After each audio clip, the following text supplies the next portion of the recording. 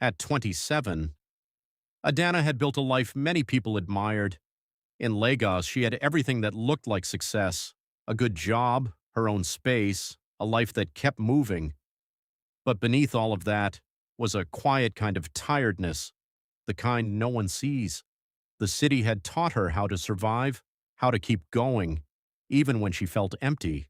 And when it came to love, she had learned not to expect too much, too many conversations that led nowhere, too many people who knew how to impress, but not how to stay. So when her mother insisted she travel to their village in Anambra State, she didn't argue. She just went. At first, the village unsettled her. It was too quiet, too slow, too honest. There was no traffic, no deadlines, no noise to hide behind, just stillness and herself. And that was where she met Obinna.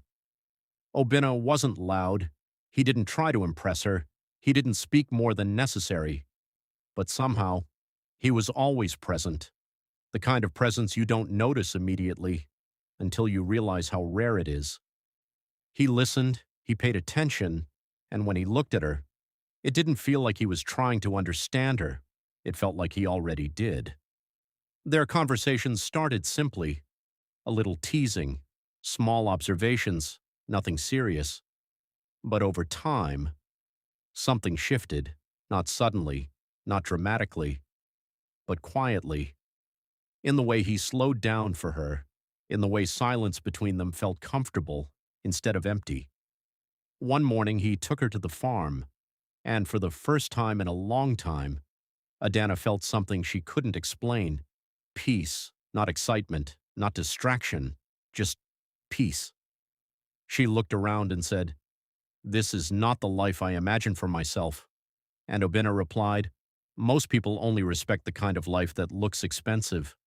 That stayed with her, because it was true, and because it felt like he was talking about more than just the farm. What she found in him wasn't fantasy, it was honesty. There were no games, no pressure, no confusion, just presence. And slowly, she began to feel something she hadn't felt in a long time: safe. Then came the evening that changed everything. Rain started suddenly as they walked back from the market. They ran for shelter, standing close beneath a small zinc roof. The world around them blurred into sound and water, and in that moment, he looked at her. Not casually, not playfully, but carefully, as if what he was about to say mattered, and then he said, "I like you more than I planned to." It wasn't dramatic, it wasn't perfect, but it was real, and somehow, that made it mean everything.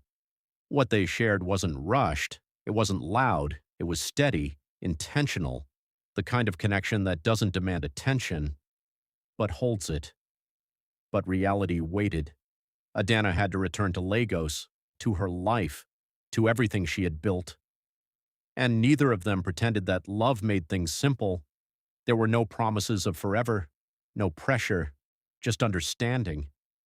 Back in Lagos, everything looked the same, but felt different. The noise was louder, the days felt heavier, and in the middle of it all, she realized something. For the first time in a long time, she had met someone around whom she didn't feel the need to pretend. Someone who didn't just see her strength, but saw her tiredness too. Someone who made her feel seen.